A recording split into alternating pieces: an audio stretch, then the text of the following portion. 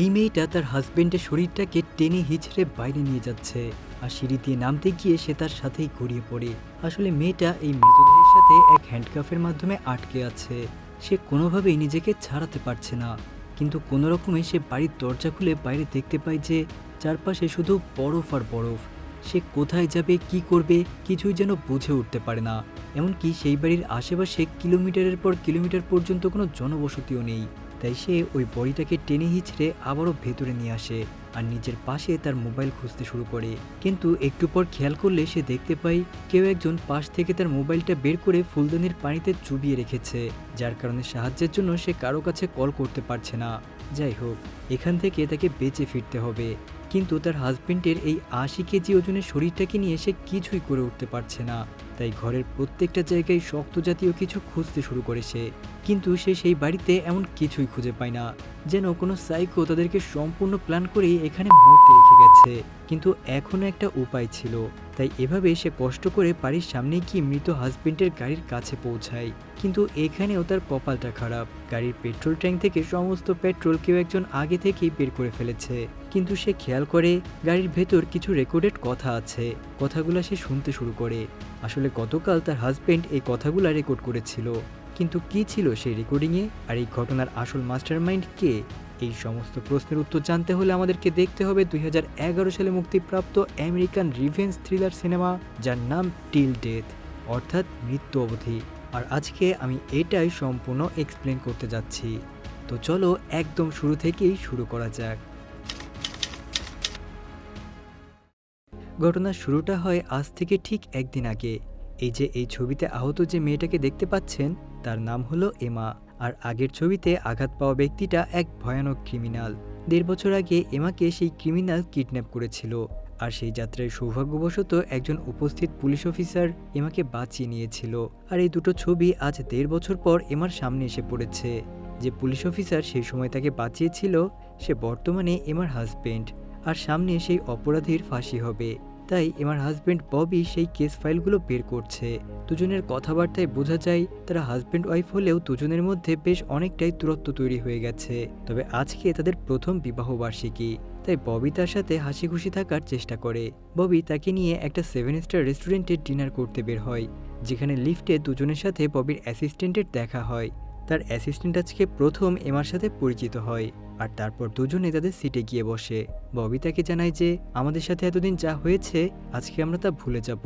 এই বলে ববি তাকে একটা সুন্দর চেইন উপহার দেয়, আর তারপর খুব সুন্দর একটা সময় তার সাথে পার করে। দুজনে শহর থেকে কিছুটা বাইরের দিকে রওনা দেয়। ববি এমার চোখ বেঁধে রেখেছে, কারণ তার জন্য আজকে একটা সারপ্রাইজ আছে।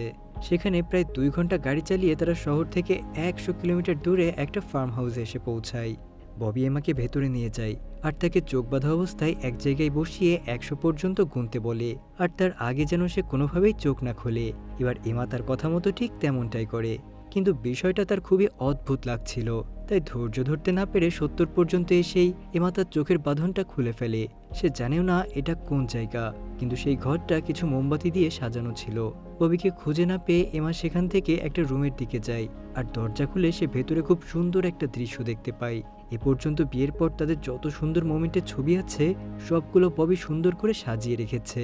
আর একটু ভেতরে এসে সে দেখতে পাই পুরো বাড়িটা খুবই সুন্দরভাবে সাজানো হয়েছে, আর সব জায়গায় ফুলের পাপড়ি পড়ে আছে। আর একদম শেষ রুমটাই তার জন্য অপেক্ষা করছিল ববি। এখানে ববি তার কাছে সবকিছুর জন্য ক্ষমা চায়, আর এই সবকিছু সে তার জন্যই করেছে। এটা বুঝতে পেরে এমাও তাকে ক্ষমা করে দেয়। এই রাতটা দুজনে খুব সুন্দরভাবেই কাটায়, আর এখান থেকেই শুরু হয় আসল সমস্যা। পরদিন সকালে এমা তখনও ঘুমিয়েছিল, আর ববি তার পাশে বসে ঘুম থেকে ওঠার অপেক্ষা করছে। আর যখন এবার এমার ঘুম ভেঙে যায়, ঘুম থেকে উঠে এসে দেখতে পাই তার নিজের হাতে একটা হ্যান্ডকাফ, যেটা ববির হাতের সাথে লাগানো ছিল। তাই সে ববিকে এটা নিয়ে জিজ্ঞাসা করে, কিন্তু ববি তাকে গুড বাই বলে হঠাৎ করে নিজের মাথায় বন্দুক ঠেকিয়ে একটা গুলি করে দেয়। আর এইটা দেখে এমা বুঝতে পারে না যে তার সাথে আসলে কি হলো। ববির সঙ্গে সঙ্গে সেখানে মারা যায়, আর এটা দেখার পর এমা সেখান থেকে পালাতে থাকে। কিন্তু তার হাতে তো হ্যান্ডকাপ লাগানো, আর সেটাও কিনা আবার ববির ডেড বডির সাথে লাগানো।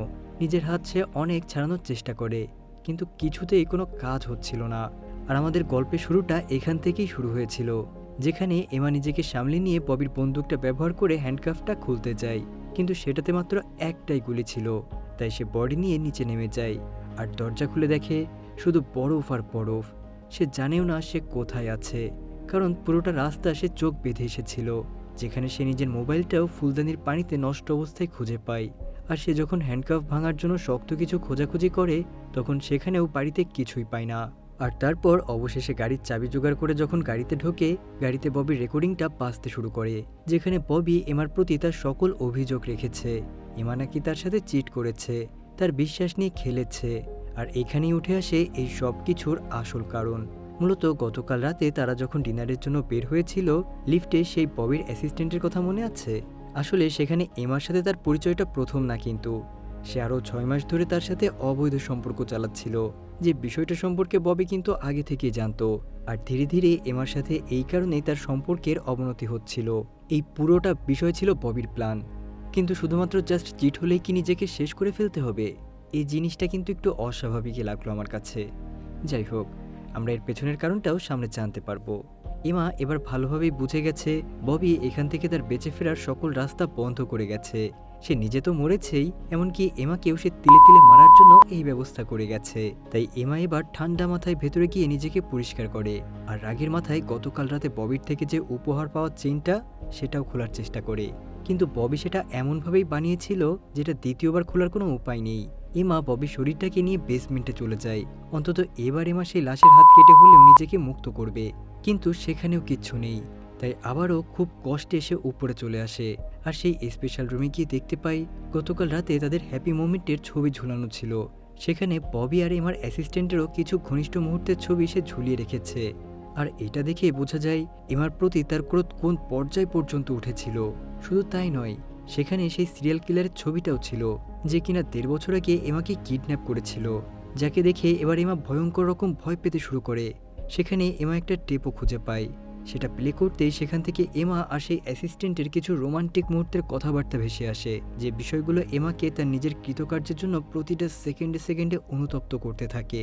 কিন্তু একসময় রাগের মাথায় সে সবকিছুই ভেঙে ফেলে, ওখানকার সবগুলো ছবি সে ছিঁড়ে ফেলতে শুরু করে। তারপর ফ্রাস্ট্রেশন নিয়ে সে হলরুমে ফিরে আসে। কিন্তু ঠিক তখনই কেউ একজন তার দরজায় এসে নক করে। এমা ভয়ে ভয়ে দরজা খুলে আর দেখতে পাই এটা অন্য কেউ নয়, বরং তার প্রেমিক, ববির সেই অ্যাসিস্ট্যান্ট। তার নাম টম। তবে আমার প্রশ্ন হলো, টম লোকেশনটা কিভাবে জানলো, আর কেনই বা এখানে এসেছে? তখন টম তাকে জানায় ভোরবেলাতে নাকি টমের মোবাইলে এমার নাম্বার থেকে মেসেজ এসেছিল, আর যেখানে এই লোকেশনটা দেওয়া ছিল, আর এমা নাকি তার কাছে সাহায্য চেয়েছে, এজন্যই সে তাড়াহুড়া করে এখানে চলে এসেছে। আর এটা শুনে এমা বুঝতে পারে যে ববি শুধু এমাকে নয়, সাথে টমকেও শেষ করার প্ল্যানিং করে এসেছে। তো টম যখন ভেতরে ববির ডেড বডিটা দেখতে পায়, তখন সে শিউরে ওঠে। শুরুতে তো সে এমাকেই সন্দেহের চোখে দেখছিল, কিন্তু পরে এমা তাকে সবকিছু বুঝিয়ে বলে। তাড়াতাড়ি পুলিশে কল করতে বলে সে, কিন্তু টম তাকে শান্ত হতে বলে। সে বলে যদি পুলিশে খবর দেওয়া হয় তাহলে দোষটা এমার ঘাড়ে গিয়েই পড়বে, কারণ তার পক্ষ নেওয়ার মতো কোনো সাক্ষী অথবা প্রমাণ এখানে নেই। কিন্তু যাই হোক, তারা জানে না ববি তাদেরকে মারার জন্য ঠিক কী প্ল্যানিং করে রেখেছে। তাই যাই হয়ে যাক না কেন, পুলিশকে কল করতেই হবে। ঠিক তখনই টমের মনে পড়ে যায় তার মোবাইলটা সে গাড়িতে রেখে এসেছে। আর যখন মোবাইল নিতে সে বাইরে তাকায়, তখন সে বাইরে অন্য একটা গাড়ি দেখতে পায়। তারা এই বাড়ির দিকেই এগিয়ে আসছে। তাই টম তাড়াতাড়ি এই লাশ নিয়ে এমাকে ভেতরে লুকিয়ে পড়তে বলে।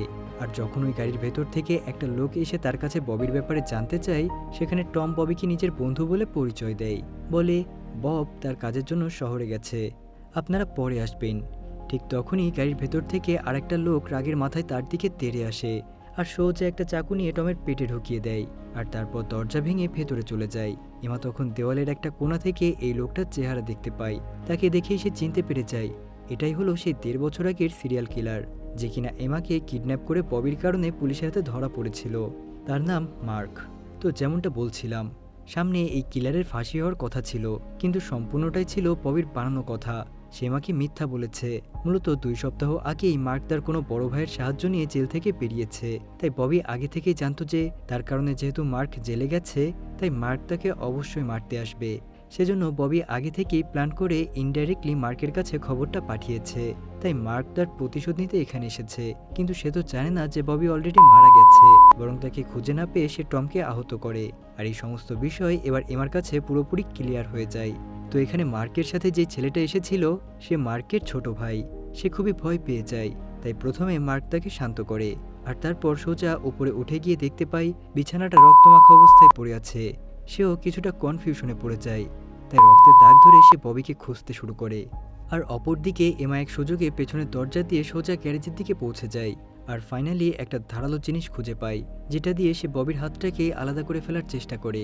কিন্তু এই আওয়াজটা মার্কের সেই ছোট ভাইটা পেয়ে যায় আর সেখানে চলে আসে। তবে এমা কোনো রকমে সেখানে লুকিয়ে পড়ে। এমনকি মার্কের ছোট ভাইটাও পোকা প্রকৃতির, তাই সে ভয়ে ভয়ে সামনে দেখতে থাকে। আর একসময় সে ওখানে ববির ডেড বডি পড়ে থাকতে দেখে। তার পাশেই এমা লুকিয়েছিল, কিন্তু তাকে দেখা যাচ্ছিল না। তারপর সে তার ভাই মার্ককে সেখানে ডেকে আনে আর মার্ক সেখানকার চাদর সরিয়ে দেখতে পায় ববির ডেড বডি থেকে একটা হাতের আঙ্গুল কেটে ফেলা হয়েছে। ঘটনায় সে কিছুটা সন্দেহ করে, এমনকি সেই সময়ও এমা সেখানেই লুকিয়েছিল। তবে মার্ক তাকে দেখতে পায় না। মার্ক সন্দেহ করে এখানে অবশ্যই টম ছাড়াও আরও একজন আছে, তবে কোথায় আছে সে জানে না। তখন এমা এই ঘটনায় একদম ভয়ে কুঁকড়ে যাচ্ছিল, কিন্তু সে চুপচাপ থাকে। তারপর মার্ক তার ছোট ভাই জিমিকে নিয়ে আবারও বাড়ির ভেতরে ঢোকে। আর এদিকে এমা ঠান্ডা থেকে বাঁচতে তার হাতে পায়ে কাপড় পেঁচাচ্ছিল। মার্ক চিন্তা করে যেহেতু ববি অলরেডি মারা গেছে, তাই অন্তত তার ঘর থেকে কিছু লুটপাট করা যেতেই পারে। কিন্তু তার ঘরের ভেতর সে একটা লকার খুঁজে পায়, কিন্তু বোধহয় সেখানেও কিছুই নেই। তারা দুজনে আবারও বেরিয়ে পড়ে। ওদিকে তখন বাইরে এমা একটা পেট্রোলের বোতল নিয়ে গাড়ির দিকে যাচ্ছিল। আর গিয়ে যখন সে গাড়িতে পেট্রোল ভরতে শুরু করে, তখনই সেখানে মার্ক চলে আসে। এই যাত্রায় কোনো রকমে এমা প্রথমে গাড়িটার টায়ারের পেছনে লুকায় আর তারপর গাড়ির নিচে গিয়ে লুকিয়ে পড়ে। কিন্তু মার্কে পেট্রোলের ট্যাঙ্ক দেখে কিছুটা সন্দেহ করে, তাই সে গাড়ির টায়ারটা ফুটো করে দেয় আর সেখান থেকে চলে যায়।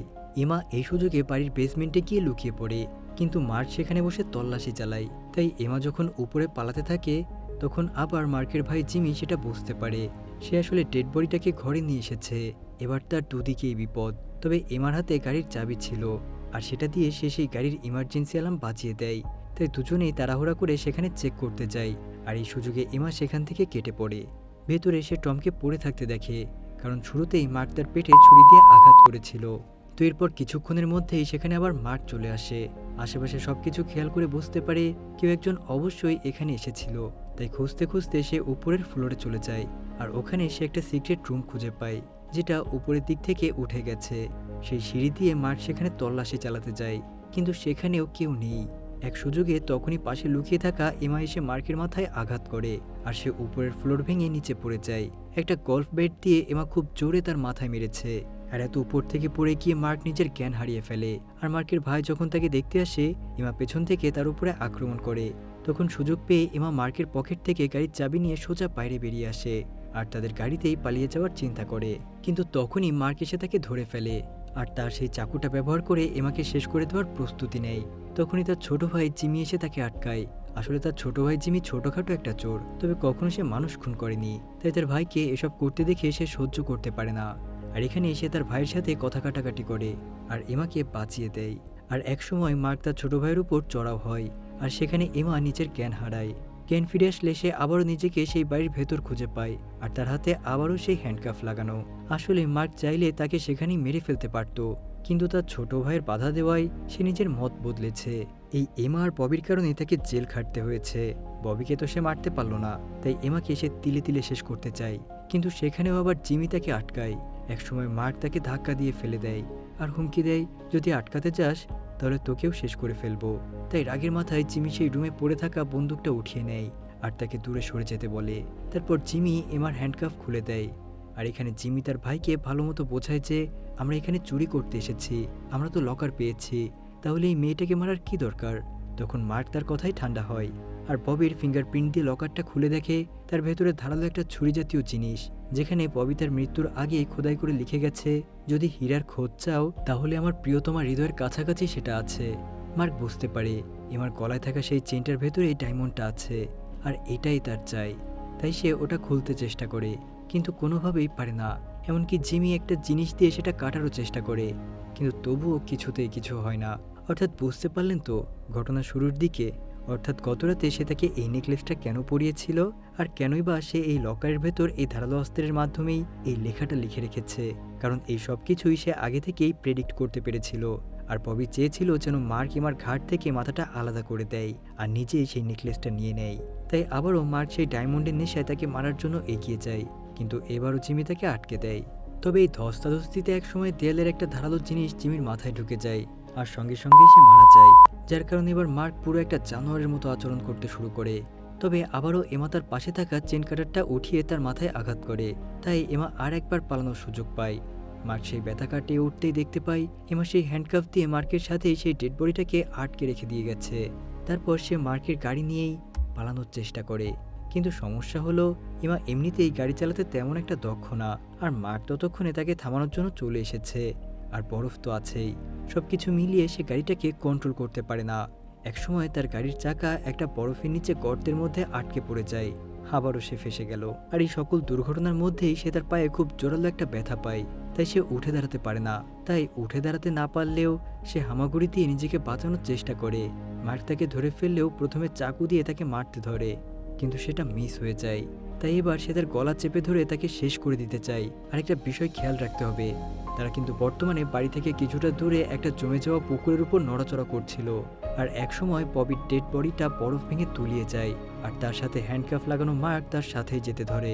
আর তখনই সে আমার নেকলেসটাকে জোরে টেনে ধরে, অর্থাৎ তিনজনই পানির তলায় ডুবে যায়। মার্ক নিজের মৃত্যু মেনে নিয়েছে, কিন্তু সে এমাকেও ছাড়বে না। এবার এমাও নিজেকে বাঁচানোর জন্য যত চেষ্টাই করতে থাকে, কিন্তু কিছুতেই কিছু হয় না। একসময় এমা মার্কের ছুরিটা সোজা তার চোখে ঢুকিয়ে দেয়, আর তখন এমাকে সে ছেড়ে দেয়। কিন্তু এমা উপরের দিকে সাঁতার দিলেও বের হওয়ার কোনো রাস্তা খুঁজে পায় না। তার উপরে বরফের আস্তরণ আর এমন ঠান্ডা পানি যেন তার নিঃশ্বাস আরও তাড়াতাড়ি বন্ধ হয়ে আসছে। কিন্তু একদম শেষ মুহূর্তে বরফের একটা পাতলা আস্তরণ সে খুঁজে পায়, আর সেটা ভেঙে সে বাইরে বেরিয়ে আসে। তো গল্পের ঠিক এমনই একটা মুহূর্তে আমরা বুঝতে পারি এই সময় এখানে আর কেউই বেঁচে নেই। ববি তো একদম শুরুতেই নিজেকে শেষ করে দিয়েছে, আর তারপর তার প্রেমিক টম এখানে আসার কিছুক্ষণের মধ্যেই মার্কের হাতে গুরুতর আহত হয়ে অবশেষে মারা গেছে। আর যারা দুজন তার পেছনে পড়েছিল তারাও একে একে শেষ হয়ে গেছে। এখন শুধু সে একাই বেঁচে আছে।